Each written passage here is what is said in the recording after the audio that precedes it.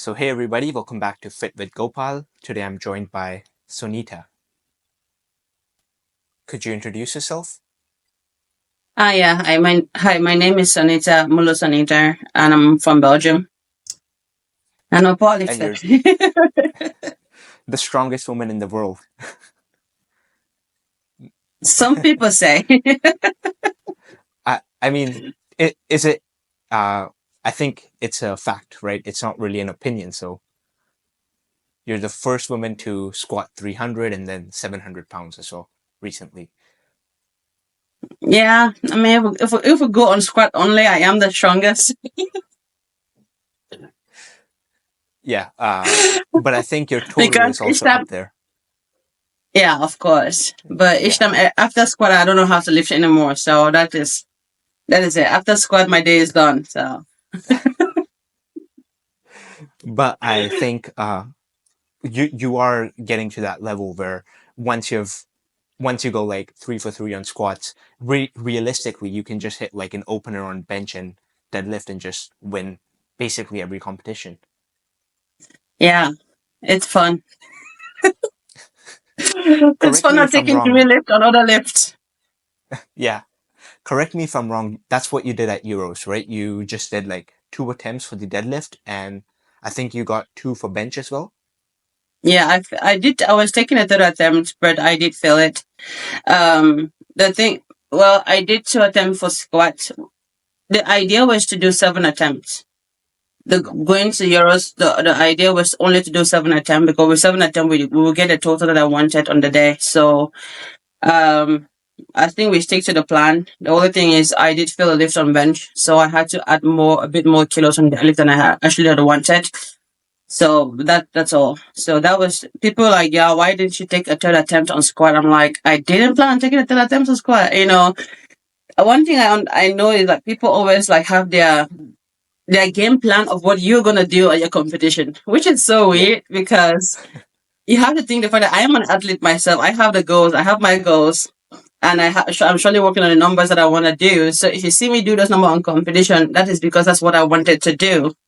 So, but people don't get that all the time. But yeah. and I think because powerlifting is a sport where you can plan beforehand, I think people Mm. do that. Like they'll look at your training and be like, okay, if that was an RP8, maybe she has this on competition day, even though it's like completely off sometimes. But they're still like, Yes. oh yeah, I know Sonita can lift like 320 kgs on squat. I know. I get used to it anyways. They always have their own numbers for me, But like I said, Euros was what Euros was supposed to be, and that was the goal that we had for the day. And then we hit what we Yeah, had to hit. There was no need taking other attempts. I put on another attempt for Dalif, but I wasn't gonna do it anyways because again, I did not do a normal peaking. I didn't peak normally for this competition. I came off Sheffield. I was training once on squat, benching once or twice a week, and then deadlifting once. So I mean, if you look at it, there was no way I was gonna like be lifting more weight than I did on that day. So there was. I mean, I could have definitely do a third attempt on my squat or add a bit of more kilo on my deadlift, but that was not a goal. So and if I'm not picked for a competition, I don't see the need pushing to failure in a competition. So yeah. And do you think that was enough for you to qualify for Sheffield? nah, unfortunately, I don't think so. Okay, I don't know. The thing is, I don't know because what I know is that I have to compete at the World Championship and win it, or be the second best silver medalist to qualify for Sheffield. But the thing is, it's hard to be like, I'm going to put my eggs in one basket at the moment and hope that my Euros performance was good enough for Sheffield. yeah. So, I mean, we saw that last year where some people also had like some great performance, but they didn't still make it on the Sheffield list. So, to steal the deal, I would say I will go to the World Championship and get my qualification there. Okay. And then World Games after that, right? Yes, yes. So that's a really quick turnaround. How do you think you're gonna Yeah, perform at that's World that's also Games? one of the, so. the same way I approach Euros is the same way I'm gonna approach World Championship. I'm not gonna pick for it. So I'm just Okay. gonna train. Training is feeling quite heavy, but I'm just gonna train, and then because I think the last before the World Championship, my block before the World Championship is gonna be my first picking block for World Games. So Okay. I'm gonna be in preparation for the World Games already before the World Championships. So we'll see. We'll see. We'll just have to see. I whether pick or not, I sure I'm still gonna be able to squat 315 plus, and that should give me already a lot of advantage to be able to just do what I need to do, like you mentioned before. Just do what I need Yeah. to hit on bench and deadlift, and then seal the deal. But I do have competition, so we'll see how that goes in Germany. Yeah. And do you think so? Basically, when you go to Worlds, it's going to be like block one, week four, right? Pardon. So basically, when you go to Worlds, that world performance is going to be like your first block into your peak, and it's going to be the week four single, right? It's not really going to Yes. be like you're. It's like you're almost not even. You don't even have to try. I still have to try. You put yourself saying that. Oh, I forgot to. She forgot to struggle. She's not even trying. I struggle with those lifts. I'm dying with them. So I'm I still mean, gonna you have to make them look try. really But the good. thing is, like you said, it's gonna be in week four. It's gonna be surely be like a heavy SPD week. I mean week four training in the RP8. So hopefully that is all I need. But we can always adjust on the day accordingly. So Yeah. And how the is thing is, training? Yeah. Go ahead. yeah, but it's like always like depending on how my squat, if I go 3 on 3 on squat and it's always just gonna be like, okay, what do we need to hit on bench and what do we need to hit on the lift? So that is gonna be the case. So Yeah. And how is training going for you currently? um I think squat is picking up but it's slow-ish. I had a week three training. This is my week three on my blog. I had like 7 to 8 RPEs, but I am not pushing. So I did like for my squad yesterday, I did like 275. It wasn't necessarily an RPA, it was like an RPA 6 to 7. Yeah. But I started my blog very low. That's the thing. I started my blog single at RP. My single was 240. Oh wow. So because I know, because I started with such a low single, that there's only so much jumps I can make in the week. I didn't plan to push this block anyways. I was hoping to end somewhere between the 285 and 290, which the way I have been going seems like that's where I'm going to end. And I prefer to start a block light, especially when I'm not picking, and then do bigger jumps in the weeks. I mean, I don't want to do 5 or 10 kilo jump. I prefer to do like 20, 15, 20 kilo jumps in the week. So that's what I do, and that is just how I. In generally, I went to with one of this training. I went to the gym, and everything was feeling heavy. So I was like, I'm gonna keep it light today and go home. So that's what I did as well. So yeah, it always just depends. If I start my block too heavy, there's a big possibility that I might even end it lower than where I started. So Cool. it's like my bench. I started this block with bench. I went to the gym. Bench was for the first time. Bench felt so good, and I got a bit selfish because I've had so much problem with bench. So when it was like, I was quite surprised that it felt so good. So I started like my block at 140 for an RP 6 to 7 single. And yeah, I was like, I shot myself in the foot. I knew immediately like I'm gonna struggle with this block. And so Tuesday, sorry, I did like 135 for week three, RP 7 to 8. You see, like, and Yeah. that felt heavier than my 140. So yeah, that's always the problem when you start your block too heavy. Yeah. But so usually when you do peak for competitions, is week Mhm. one like around that 140 mark for bench, or is it even lighter? Mm, the thing is, my bench so far, I've been today with shoulder pain for like 1.5 years. So Yeah. bench is always depending on how my pain levels are. So yeah.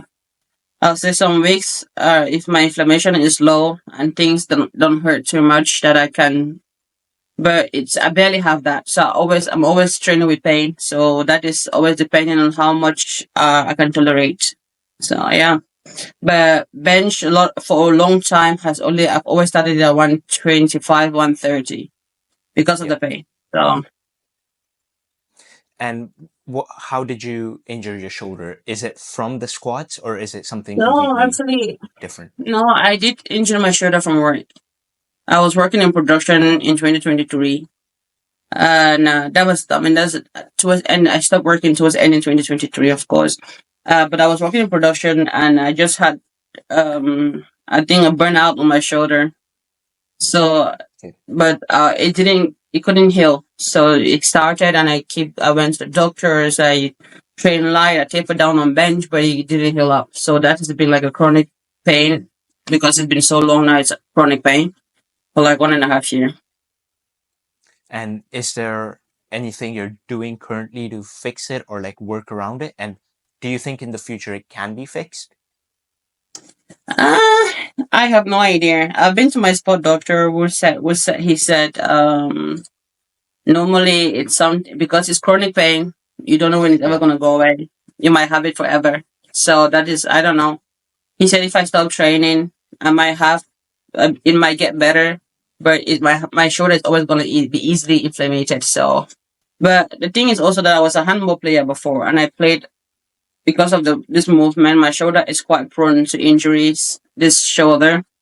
And but he did say there were two things that they could do. They could either take out the bursa in between, the liquid thing in between the joints. Yeah. And they can either take it out, or they could use a cortisone injection, which is not allowed in the IVF because against the water protocols. So those are my options. But I cannot go and operate my shoulder to take it out either. And he said those were the solutions, but he advised against them. So Okay. yeah. And one thing is the fact that for it to actually recover, I'll have to completely stop squatting for a while. But we cannot stop squatting for a while. So Yeah. I think you're in your prime now, so stopping now would be like yeah, the last thing you want to yeah, do. I cannot be like, oh, this year I'm gonna stop squatting for the whole year because Yeah. I need to get my shoulder heal up. But I don't know. That's something. I mean, I'll just have to deal with it the way I am going with it at the moment and see how it goes. If it ever gets worse, then I know that I need to stop. So we'll see. Do you think the shoulder pain, do you think there are any ways that you could have avoided this injury in the past? If I wasn't doing my job, the thing is sometimes when you have a physical job, um, because I'm also a powerlifter, people think you can do everything at work. Your boss thinking there's nothing that you cannot do because you're strong enough to handle everything. Yeah. That's a big mistake. So if you're doing powerlifting, don't let anyone in your work know that you do powerlifting.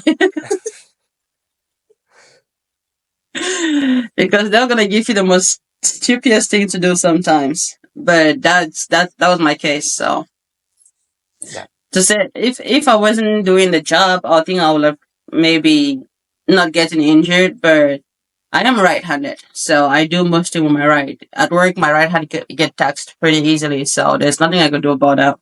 If powerlifting was that, if by then I was making enough money to not work physically, then it would be okay. But we're doing powerlifting. At the end of the day, it's not like there's that much money. Now there is something, but before there was nothing. So Yeah. And do you think it's like now that you are injured, let's say in a few years, the injury will get worse or it might get better? If it gets worse, would you say it's worth it? Like going through this entire journey, squatting 300 kgs, more than 300 now. Do you think it's worth it to have like an injured shoulder?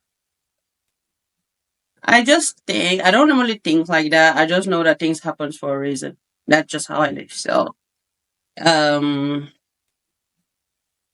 I feel like it was bound to happen. Yeah.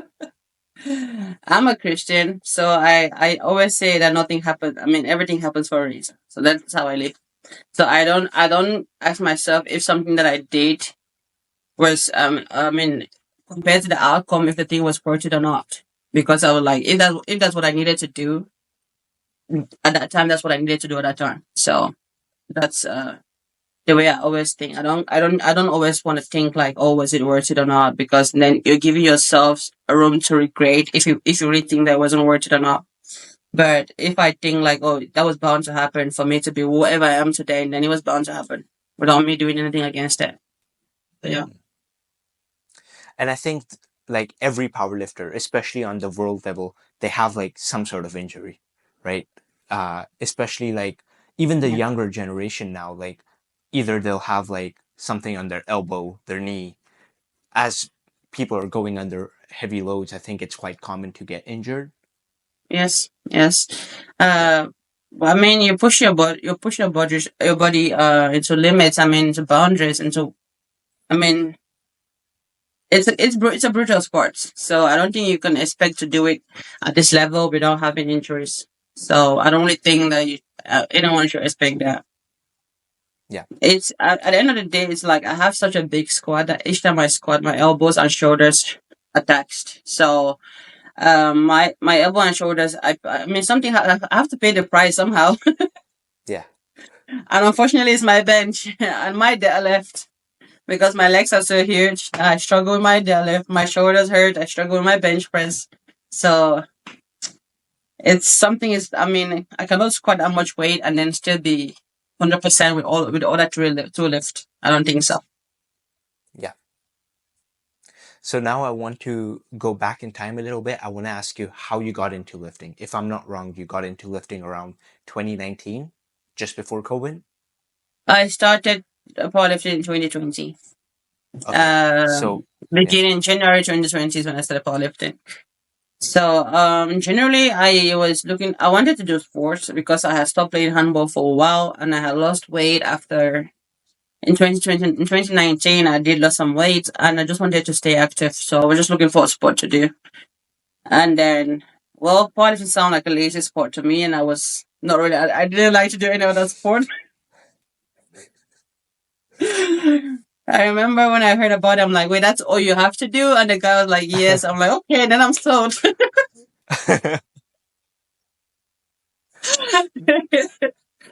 But that is, I just, generally, I was just trying to stay active. So I didn't have to gain weight again from losing weight. And, yeah, I was not a fitness person anyways, because I never actually went to the fitness before that. So it was just, well, I started powerlifting and I think I did my first competition 1.5 months after I started and I liked it. So I just continued. Yeah. and what weight class were you in the first I competition? started powerlifting as an 83. I weighed 83 when I started. Okay, and what was your total back then? My first competition I totaled 402.5. Oh wow, so that's like a massive improvement in 5 years. I wouldn't really say it's a massive improvement because it was like I was sure when I think about the total, my first competition, I think that's quite impressive because I people have had to train for like years to get a total, but that was like I was 1.5 months into powerlifting, and that's what I did at my first competition without going all out. So it was sort of a because the thing is the European qualification total was 402.5, and that's what we wanted to hit. So we just did what we needed to do to hit the minimals for the European Championships, and that was it. So I really think that that was like such a big thing because anyway, it paved my way into powerlifting. So yeah. And if I'm not wrong, the first time you went into a gym, you lifted like 140 kg on the deadlift. Yeah, that was November 2019. That's when I heard about powerlifting and I wanted to see if I was actually strong. So so I, Yeah. lit- I literally just went into the gym. I got a gym abonnement. It was a basic fit. I went into basic fit because it's commercial gym to see like how strong I am. You know, how strong if I because it's a strength sport. I just wanted to see how like if I'm actually strong enough. Because people always told me I was stronger than I thought I was. So, I just went there and then I started trying the weight. I ended up with squat at 120. Then I ended up with deadlift at 140. Then I think bench I did 150. No, sorry, I did 50 or 52 and a half. I cannot recall, but I don't have those videos anymore for bench, but I do have the video for squat and deadlift. Yeah, that's crazy because that was your starting point, and I know some people who weigh like 100 kg and who are men who can never even who have to train like a few months just to hit 140 kg on the deadlift. Yep. And that was also like So, a very light. That was like an RP 5 deadlift, oh the wow. 140. So it wasn't like I So, struggled. I just literally picked it up and I stood there and like I didn't even know how I was supposed to do it. So so you just picked it up like one of the boxes, right? yeah, but the thing is, I grew up doing physical labor, so I just picked it up like I would regularly pick something off the floor that was supposed to be heavy. So And so growing up, when you did do physical labor, was this like for as a job, or were you always no, into physical labor? Okay. I mean you have to eat, so you have to work the farms. Okay. So this was back in Cameroon, right? Yes, yes. Okay. And then when you moved to Belgium, did you what type of job did you do? I went to school. I was a child. Oh, Belgium. okay.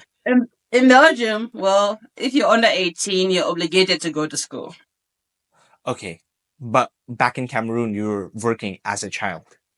Yeah. Were you But it still doesn't, it going to doesn't school? matter. No, they don't have the rules that you're obligated to go to school. I mean, everyone wants to send their kid to school, but I don't think we have a rule where you say your child is obligated to go to school. I think if you can afford a child to go to school, the child go to school. So that's how it is. Hmm. I think that's common with a lot of like third world countries. Uh, yeah, because you know nowadays everybody's like child labor, but realistically, like if there is n- if People there's no just stop food, these days. They don't really know what a child labor is. I wasn't bitten to go to the farm or forced to go to the farm. I had to work because I had to eat. That's just how it is. So, yeah. And do you think working in the farms, do you think that's like one of the reasons why you're so strong now? uh, I cannot tell. I mean, I'm not an expert to know this stuff, but I do think that I did develop a lot of muscle mass having to do manual labor. That I know for sure. Because when I started powerlifting, I did a full body scan and I had more muscle than an average trained man. So Oh wow. yeah, so that developed from all the physical labor that I had to do growing up. So yeah, And when you so after you graduated from school, what did you do after that? I went working in Rogue. Okay. Rogue that produces Rogue equipment, fitness equipment, and Yeah. CrossFit. It was an English company, and Belgium is Dutch. I live in the Dutch side of Belgium, and I'm not really a big fan of the language. I do speak Dutch. I understand everything in Dutch, but I speak it quite slow. So, but when I saw a job opportunity in an English company, because being an English speaking person, I'm like, oh yeah, I come. So I went straight into Rock, and then I worked in Rock for like three years, I think. Then I got a house and I moved from the city. So I moved like I'm like at the moment I live like 1 hour away from where I used to work. So, And but Belgium you is quite worked. small, so you can get around the main cities in like within hours. It's not like other countries where it takes you hours and hours and hours from one city to another. No, from one state to another. Here is like Okay. I am a bit far out of Antwerpen, which is like one of the popular cities in Belgium. But it's like 1 hour to drive there because I'm not far off the highway. So yeah. And when you did work in Row, you were still not into fitness yet, right? You were just working. No, no. A lot of my colleagues were CrossFitters because again, it is rope, of course, and I was finding it just ridiculous, anyways. But it was never something where I was into. I remember one day trying to sit on the air bike, the acid air bike, because they sit there for like hours.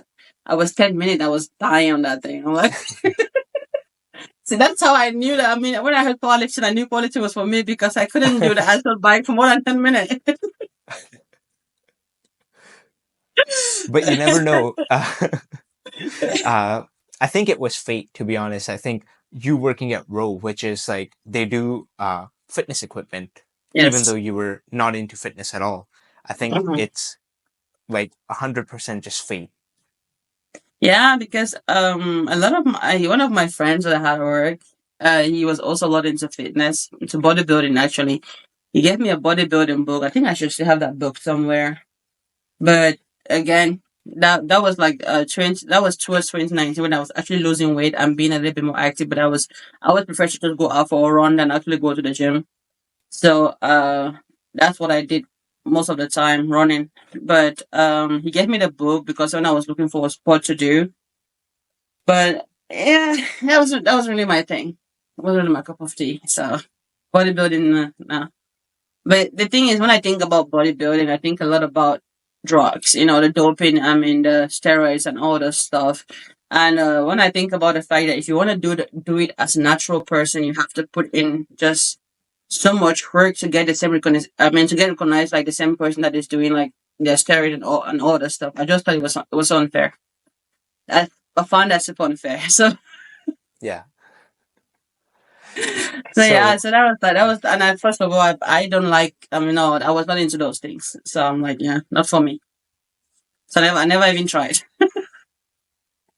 and do you drink at all? Do you drink alcohol at all? I don't know. I've never drinking alcohol before. Why do you think that is? Like as you said, you're anti drugs or anti steroids, and like you don't drink I'm as not well. really So anti-alcohol. It's just because I never thought about. I've never like felt the need to drink alcohol. So okay, I am a very sweet person. So I prefer to drink like Fanta, like sweet drinks and soft drinks. Those are things that I drink the most.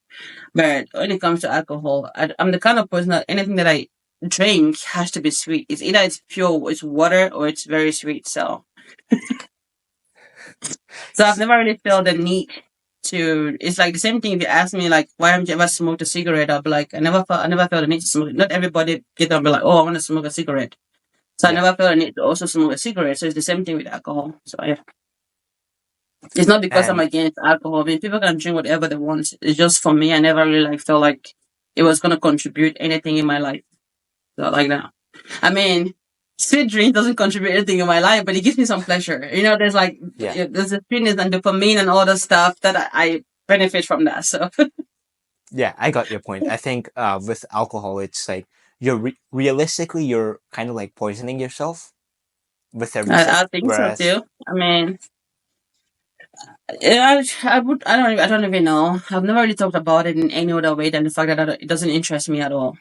So yeah. yeah, yeah, and I think now that you are into powerlifting and you're one of the best, I think getting into alcohol now wouldn't really be a great decision. I am curious though. You know, I'm Okay, curious. I want to be able to like one day just take like a glass of wine, but I'm not gonna, I don't think I'm gonna do it anytime soon. But yeah. I'm a bit curious, not that too much, but a bit curious. Have you ever been like peer pressured or something like that into Growing up, drinking or yeah. I mean, when I moved to Belgium, when I started going to like nightclubs, whatever, at a particular age, you have friends that are drinking. But the thing is the fact that apart from the guys, if I normally I never go to club with guys anyways. I had female friends and I only go to club with female friends, and luckily most of them don't drink alcohol as well. So okay? that is a part of it. I mean, how do I say this? I don't even know, but I think my best friend doesn't drink alcohol either. So we mostly use like energy drinks and stuff like that when we go out to party. So it's just but when if I hang out with a guy, if there's a guy there, I always feel like, oh, you're the boring person in the group kind of thing. So, but I've never really like felt. I don't think I felt pressure to drink alcohol. No. But it's again, it comes down to me just being me because I don't easily get influenced by my environment. So I have my morals, I have the way I live, I have like my own strict rules and all this thing for myself, and I don't easily get influenced by my environment. And why do you think that is? Why do you have such a strong belief uh, in your beliefs? Why do you have such a strong belief of yourself? I think one, it comes down to how I was brought up. I wasn't brought up with all this stuff. I wasn't brought up with alcohol. I wasn't brought up with cigarette. I wasn't brought up with all this partying lifestyle. I wasn't brought up with none of those things. So, and then also it comes down to the fact that I feel like I was brought up with my grandmother. Mhm. So I think because she's so old and I'm so young, and Yeah. it kind of the way she brought me up was kind of really like old fashioned. So and looking at the life, the society these days, I am very grateful for the way I was brought up. So I can stay true to my cause to like to the end. And yeah, that's just I think that's the reason why I just have such strong morals or whatever that I consider good or bad and all those things. I just have. I don't really know because I just have that actually. So some I think some characteristics I was born with, and like when it comes to giving things to people, because I do remember that I always, when my grandmother always give me something to give to someone, and if I find it too small, I'll wait for her to leave, and then I can add it, and then I can take it to the person.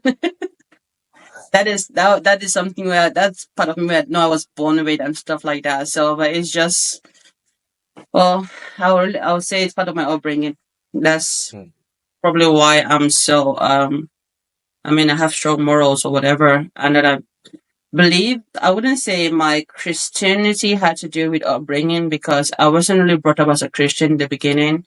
I grew up in a village where there's a lot of traditional stuff going on. Not, I mean, there's not more civil. I mean, people are not that civilized. Let's say. Mm. So there's a lot of traditional things going on, and all those things we believe more in native doctors and all those things than we do believe in any other thing. So, but I found Christianity on my own. So that's probably why I am so strong in that because I found out on my own. So yeah.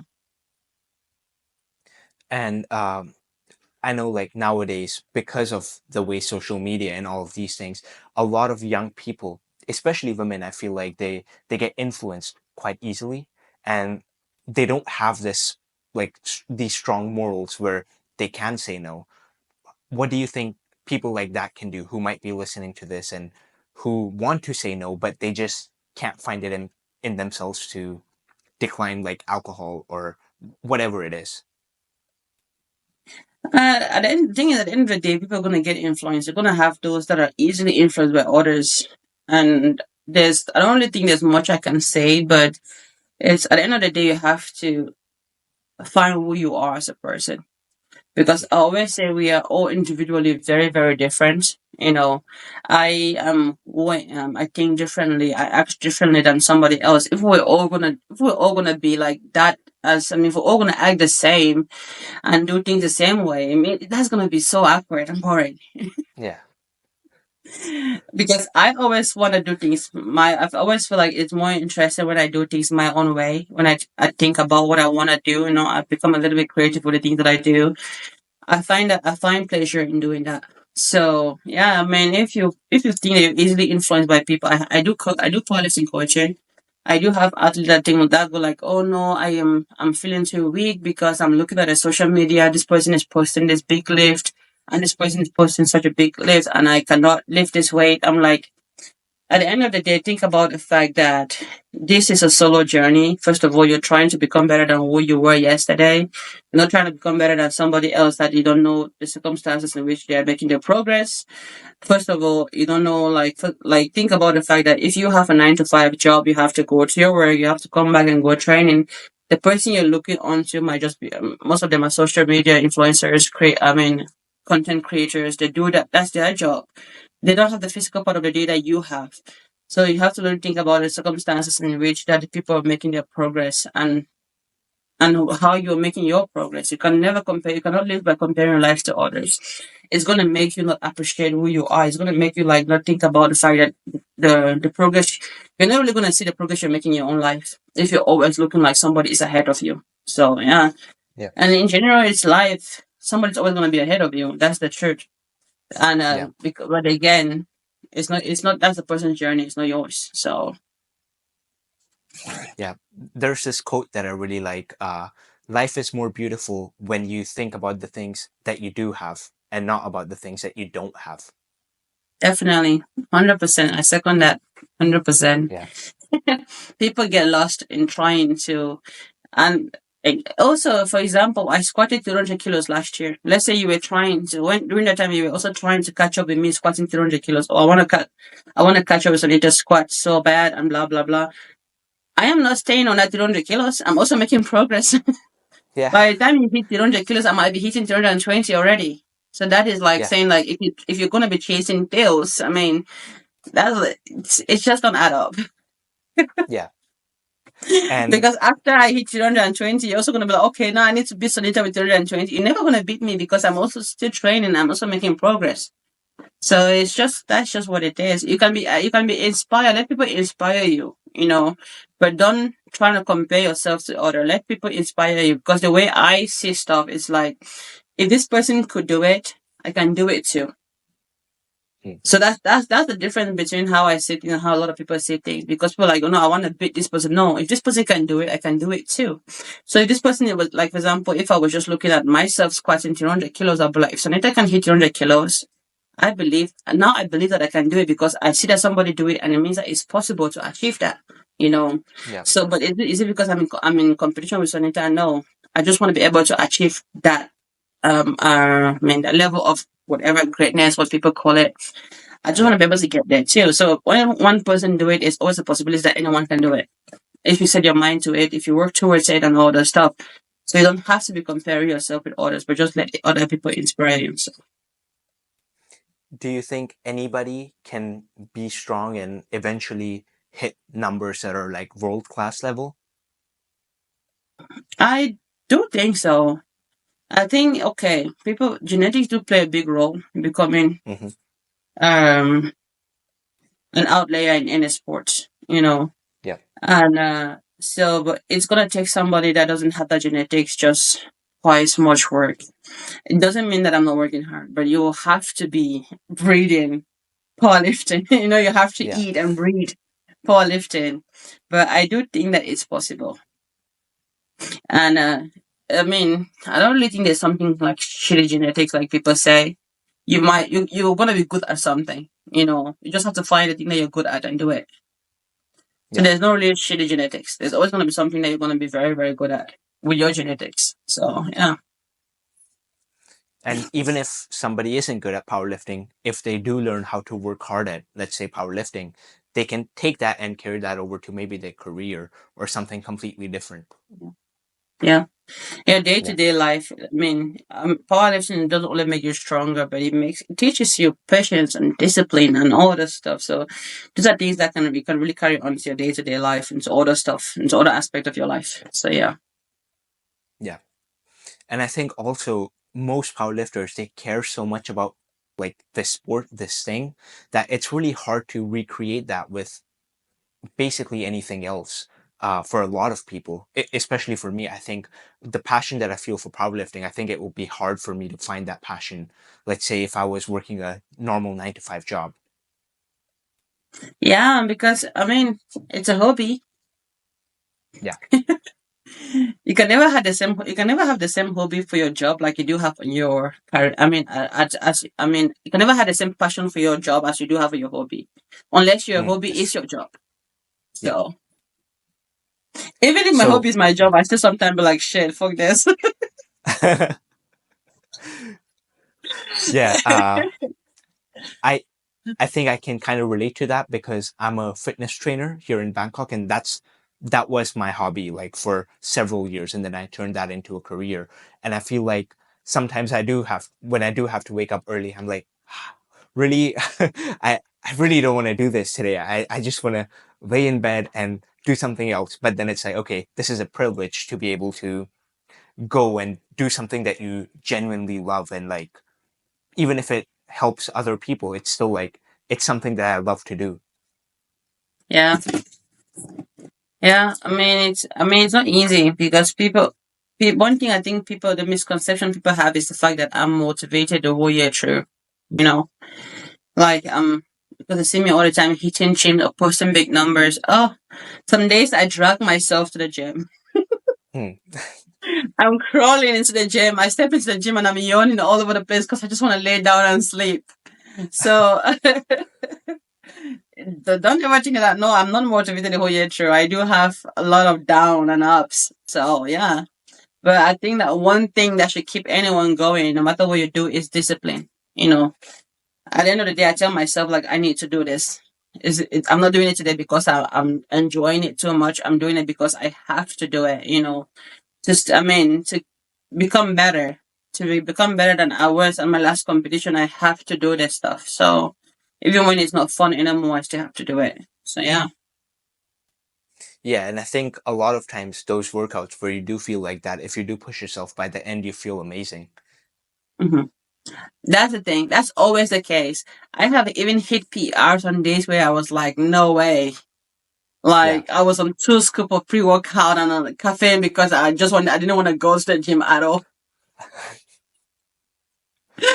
Yeah. So I have hit the PRs on those days. So yeah, definitely some of those training becomes like one of the best trainings you have in a while. So yeah, And I think there is beauty in like really just digging deep and like finding the motivation when it's really just not there on the day.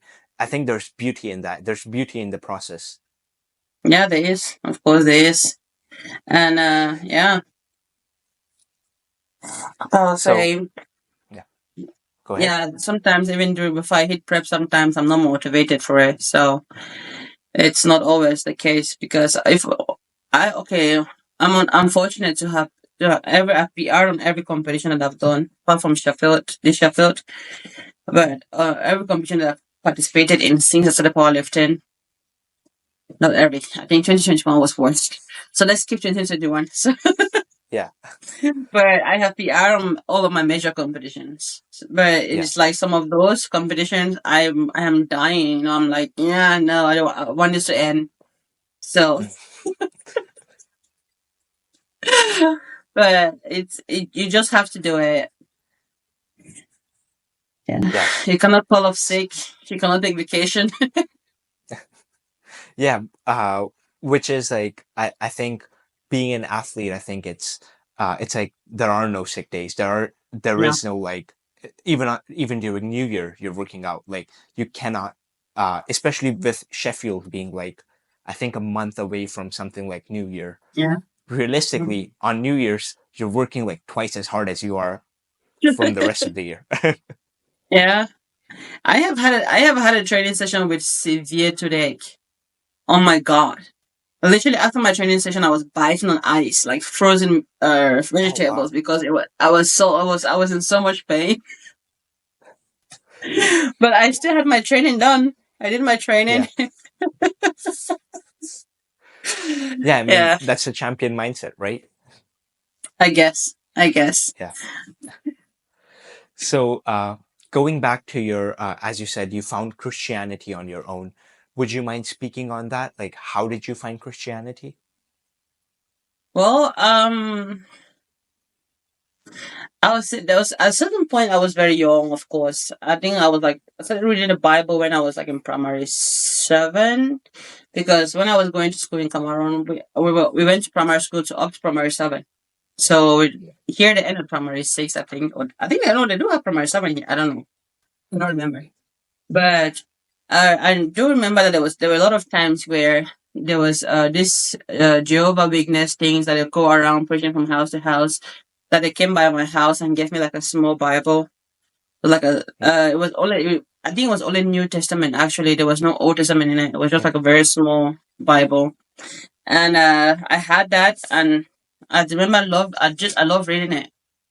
And then my sister once told me like if I read the whole Bible, I was gonna go mad. So Oh. my other sister, she did like pulling those stupid tricks on me. So what I did was I once had, I don't know how I got a Bible, but I once had a full Bible of the Old Testament and the New Testament. So I started reading from Genesis.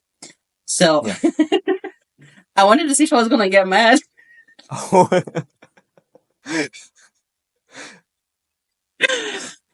Yeah, it was. I mean, it was just those little things, and then that's the same year where I decided to get myself baptized, and also I did love going to the church because we could do a lot of activities in the church with other kids. So I mean, every Sunday, even though my grandmother didn't want me, sometimes I have to sneak and go to the church.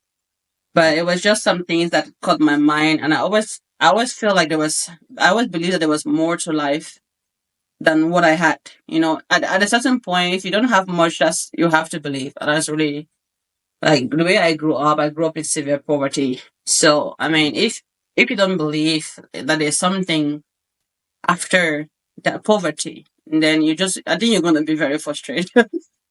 Yeah. It just gives me hope. I'll say when I started, I mean, I know I remember that I had like hope, knowing that things could get better. Because if I think that there was somebody watching over me, I would think that this is not what they want me to like, experience the rest of my life. So, and yeah, that is just how I started going to the church and reading the Bible. I read the Bible so much. Oh, but I didn't finish reading the Bible though. So I will never know if I can Oh. get mad because for me it was just a book. At first, it was just a book that had that was like storytelling, and I did love literature, so I love reading the books. So I just started reading, and I remember I went to Genesis, Exodus, Leviticus, Deuteronomy, and then when I got to Numbers, I'm like, oh, this is boring. I found Numbers, so I did find Numbers very boring. So I skipped the whole book of Numbers. Oh wow. And then I continued. It was just funny, but I also did like that because in the church we could do like quiz, like church quiz, and like what books of the Bible. I mean, it's like let's say open the Bible to this page and read this and that. The first person that wins the quiz and all the stuff. I did love doing those things. So I Yeah. think that's just how I found Christianity. It was just me on my own, hoping that there was something better. That there was something bigger up there than what I had. So yeah. And do you think Christianity has helped you, like, especially with like darker times in your life, or especially uh, like as you spoke on the King of the List podcast, you were abused. I know it's a sensitive topic, and we don't need to get into it, but do you think Christianity helped you get through all of that? Apart from being a Christian, I really don't think that it was only Christianity that helped me get through it. I'm a very my mom would say stubborn, but I would say strong will person. So I don't think that growing up as a child, I wasn't easily defeated or broken down by a lot of things.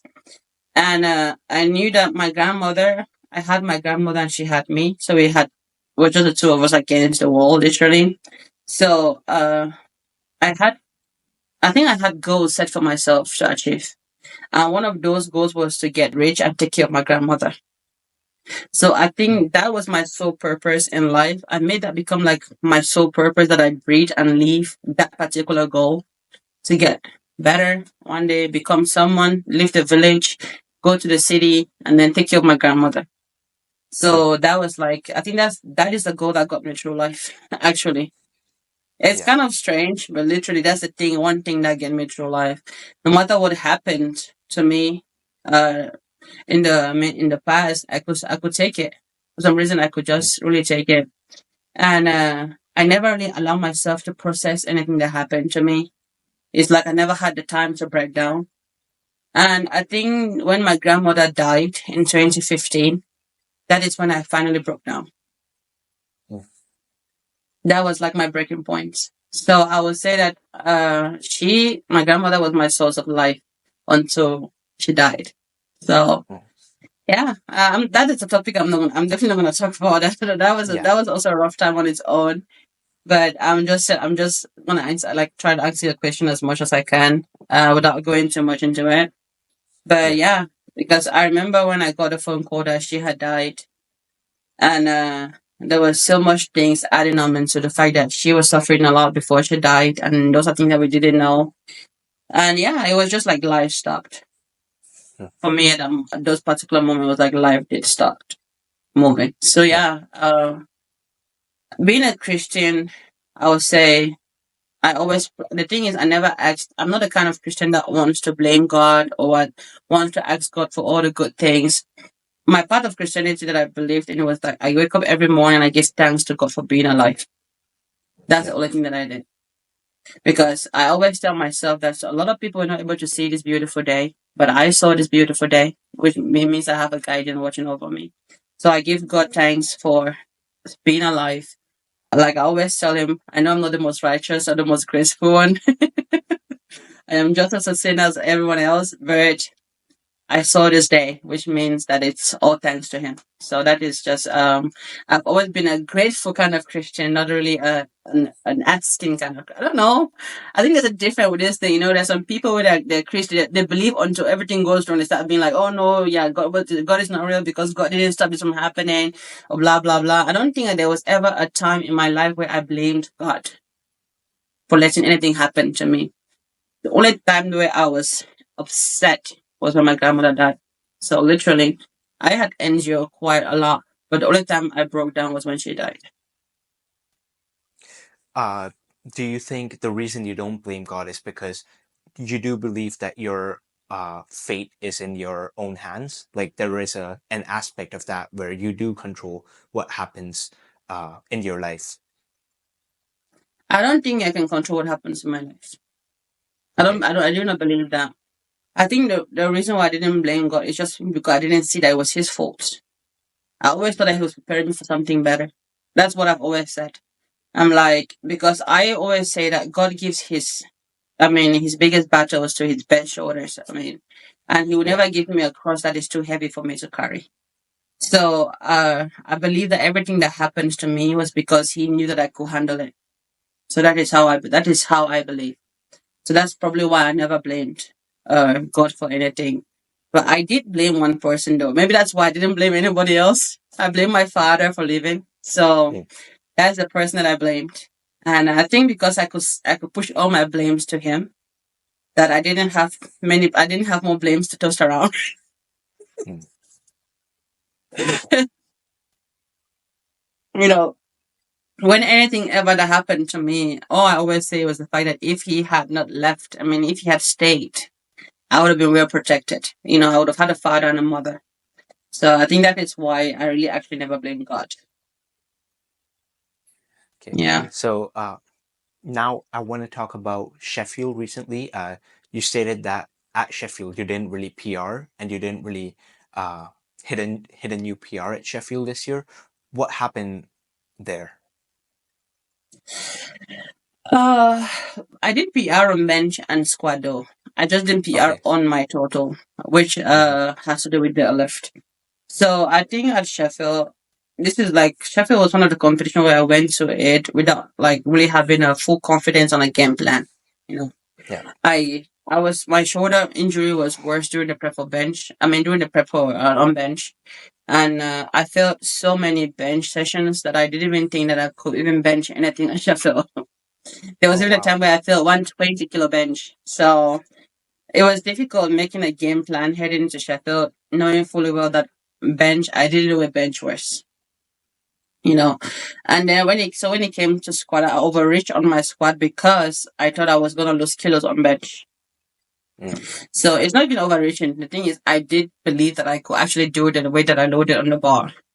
So I didn't get it, but that for some reason I wasn't even annoyed I didn't get that squat. I haven't even think about it that much. But it's just the fact that I knew that I needed to get as much kilos out of my squat as I could to compensate for the loss I'm gonna have on bench. mm, And then I PR on bench. What is it? What are the odds? yeah. And then yeah, and Delhi was just a shit show. I mean, before Sheffield, I did like a 280 deadlift training. I was like, okay, I'm gonna be good for 270, 275 at Sheffield, And then deadlift hits. The day before, on Saturday when I was parking my bike during the day, I think I was parking my bike from Friday actually, Friday evening. And then that's when I'm like, oh damn, I didn't bring my baby powder. So we were Oh like, no. shit. So we went to a shopping mall in Sheffield to get a baby powder. And then when we bought the baby powder and I came home and looked at it, it says main ingredient is cornstarch. And I'm like, shit.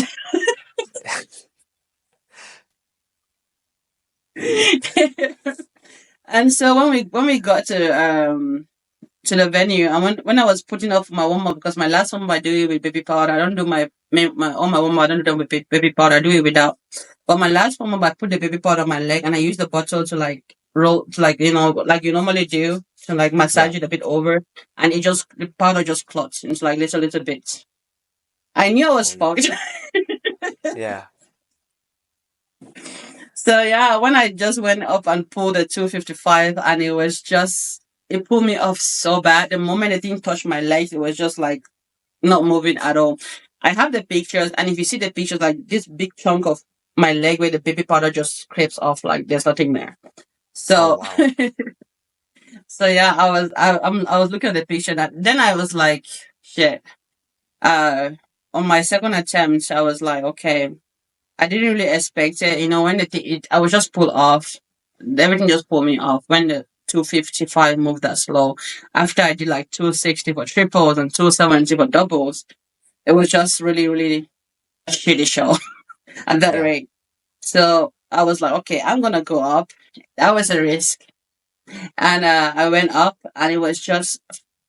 I always know that when I start going up 5 kilos, 5 kilos, my day is completely ruined because those are not the jumps that I normally make. I always make 15 Yeah. kilos or 20 kilos on deadlift as well as squats.